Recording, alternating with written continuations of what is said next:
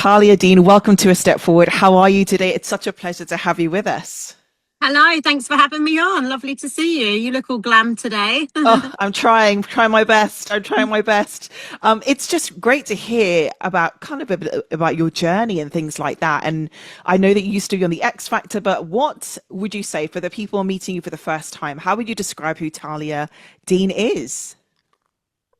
Carly is just a normal person, maybe a bit eccentric, maybe a bit crazy at times, maybe very passionate, but I think that a lot of people can relate to me because I'm just a normal person. There's no secrets, there's no glitz and glamour. I'm just your everyday mum, parishioner, and singer-songwriter. Love it. Love that so much. And I'd love to hear a little bit like how did music become part of kind of your story and growing up? I was born into music. I went to a Roman Catholic primary school, and you know what they're like. They just, you're singing every day, songs of praise. And I just really enjoyed it. That's really where I found my voice, was at primary school. Yeah. And when did you know like this is what I'm supposed to be doing with my life? I didn't really. It wasn't really affirmed to me.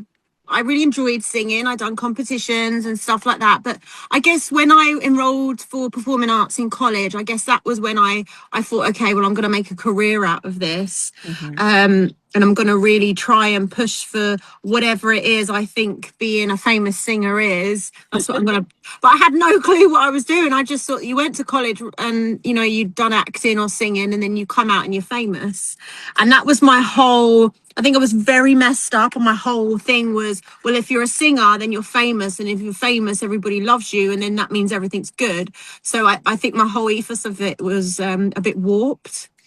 And yet, I don't think that's an uncommon kind of story. I think a lot of us have bought into kind of how that feels when we look at celebrity lifestyle. And I imagine actually looking back at what you experienced with the X Factor, like what did that kind of teach you? Like you said, was that like a coming together of you had grown up thinking that this is what it was going to be like to become a singer, and here you are encountering that opportunity. What did that experience kind of teach you personally, creatively, or even spiritually when you were going through it? Well, it really lifted the veil of what the industry was. And actually, as much as tough as it was actually a really affirming, life-changing moment, because I realized that a lot of it is orchestrated and a lot of it isn't by luck or, oh, I was singing at the bus stop and somebody found me, and like that never happens. It's all very controlled, very constricted. And that was the most affirming moment doing the X Factor, when I realized, hey, like it's going to be so much harder than I thought it was. Mm, mm. I can imagine that must have been a huge experience on so many levels. I'd love to talk a little bit about your faith story, if that's okay, how you first encountered this new faith, encountering God, and how that relationship grew over time.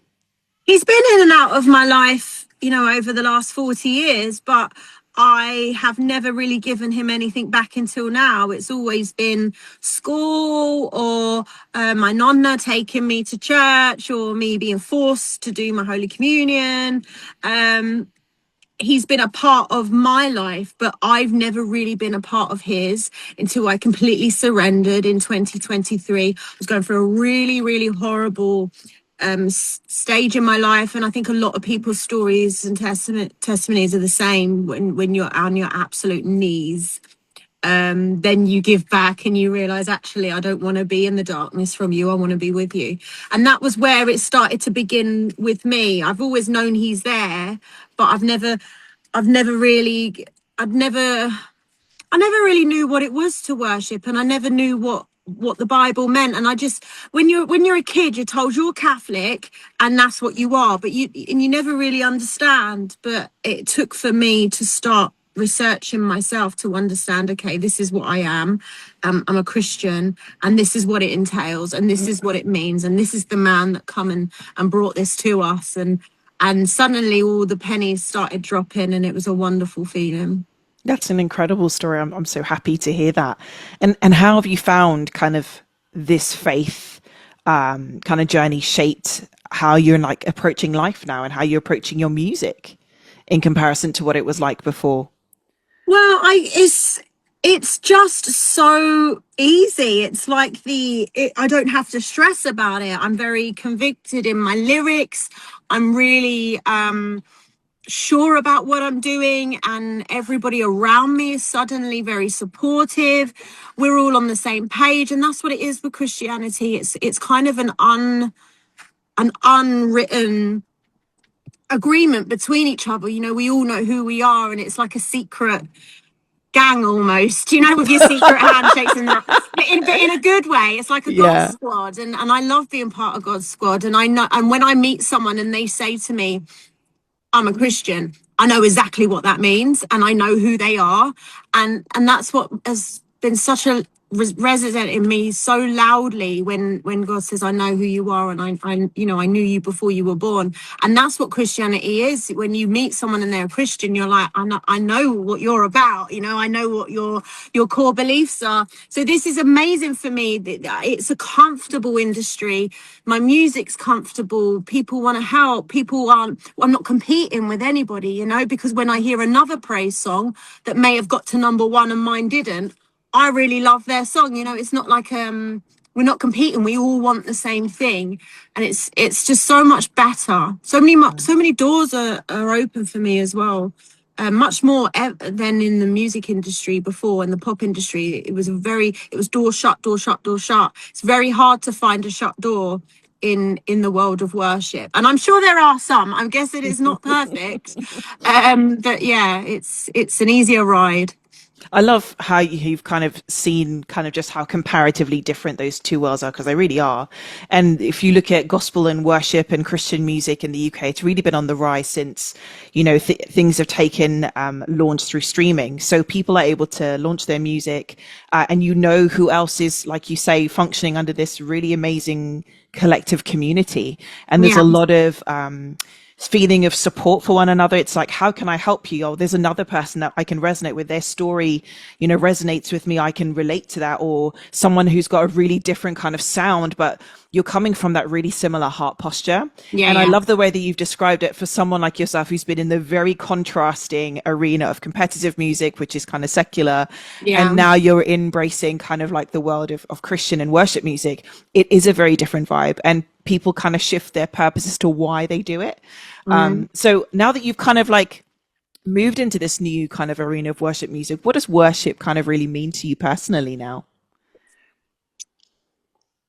My whole life is praise, is being grateful. It's knowing that I'm safe and I'm loved. My whole life of worship is about giving back, not being that selfish person. You know, I used to say, well, if there was a God, then why does this happen and this happen? And having this full understanding that we're human beings and things will happen and we will get sick and people will have bad things happen to them, because that's life. But, you know, God doesn't create wars. We do. God doesn't poison the food chain. We do, you know, and it's really about understanding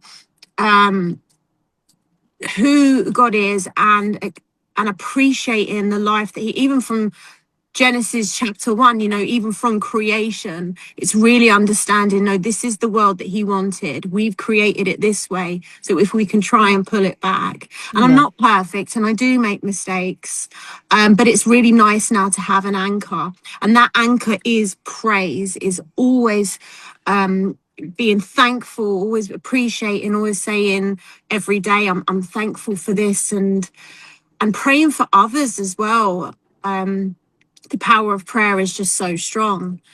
Making that effort to go to church and praying with other people because the prayer is stronger. I guess it's dedicating a lot of my life to worship more than I ever did before. That's amazing. And huge congratulations today as it marks Thank the release of you. your first worship song, Praise Your Name. What does Yes. this mean for you? How exciting. It's really scary because I've left a whole world of pop music to now say, right, okay, I'm releasing Christian music now. But it's a good scary feeling. I'm excited because I know that I'm not competing with anyone. For me, it's not about reaching the top of the charts and making loads of money. It's about how far can I spread this message? How far, because I've taken parts of the scripture and put it into the song. How many people can hear this? How many people can understand my story? That's the most important thing. I just want everyone to hear this song. That's incredible. And I love that. And where would you say kind of was the inspiration for it? Was there a moment you're like, it just came to you, or was it something that was kind of brewing for some time? The song is actually about the moment that I found God, or he found me. And, you know, in Jesus's name, I was saved. And it's really about that quiet moment where I sat there and questioned my life. And if you'd listen to the lyrics, you'd really understand what that moment was. You know, when I felt like the ocean was too deep and the mountains too high, and we hear that again and again, but there's no other way to describe that feeling of, you know, the biggest thing is in the world is a mountain, and the deepest thing in the world is the sea. And that's how in despair people feel. And you hear that again and again in music. And the first time I'd ever written about mountains being too high and oceans being too deep was when I was saved. And I thought, okay, I get it now. I get why this is repeated a lot in music. That's incredible. And what would you hope kind of listeners will kind of take away from this incredible release? Do you know what? I really hope that people start seeing that worship music's cool, and that there's this whole facade of only pop music's cool and only, you know, pop stars are cool. But actually, there's this whole world out there of Christian music and worship music that's really, really good, and it really pumps, and you can dance to it, and it's cool to be Christian again. And I really want to get that message out there.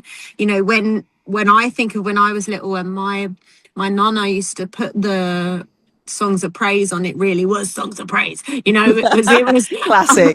yeah. And then you've got it on the radio and stuff, and it wasn't very cool. But now the Christian music world is incredible. And you know, look at songs like Oceans that came out of Talia and Hillsong, and it's timeless and beautiful. And unless you are completely not listening to the lyrics, it's so obvious to me what is important to listen to in the world of music and lyrically. That's amazing. And now that you're functioning and operating in this very new world, new platform, how are you hoping to kind of go from here? What's the aspiration for Talia from this point? I don't know. I'm completely Jesus take the wheel. I'm just in his car and he's taking me somewhere, and I don't know where. It's a good place to be. Yeah, he's telling Emma at Cova what I'm to do, and that's it. I'm not putting too much pressure on it, because that's when I get anxiety. That's when suddenly I expect more from myself than what I'm humanly capable of doing. And that's what I don't want to end up back how I was feeling when I was doing pop music. Oh, where's it charting? How many people, how many streams? And it's not about that. So I can't think too deep about where this is going. It will go where it needs to go. And who needs to hear it will hear it. And I'm just so blessed to be working with a team like Cova and Brian May and people like that can help me propel that out there. That's incredible. It's been so lovely to chat with you, Talia, and I'm just encouraged by your story and just your renewed mission for what you want to be doing with your influence and your platform. And we're wishing you all of the best. Where can people find and follow your work? And is there anything else we need to be looking forward to? Yeah, could you see the taps? That's my partner. He's like, yeah, well, I've got a concert on the 20th of December. It's a Christmas Carol concert. If people want to come and see me sing my new song with my gospel choir, I would love that. The tickets are available on Eventbrite. And I'm also going to be on Songs of Praise on the 30th of November. And that will be my first live-ish performance of Praise Your Name. So yeah, that's crazy. I'm going to be back on telly, but exciting. That's wonderful. I cannot wait to be following your journey, and we wish you all of the best at A Step Forward, and we cannot wait to continue following your journey. Thank you so much for talking to us today, Talia. Oh, and what? Sorry. My brain, it just goes everywhere. It's like, don't forget this. if people could download it from Apple, that would be amazing. But it's available on all streaming platforms, all Perfect. of them. That's amazing. Thank you so much, Talia. Wishing you all of the best. God bless. Thank you, Carla.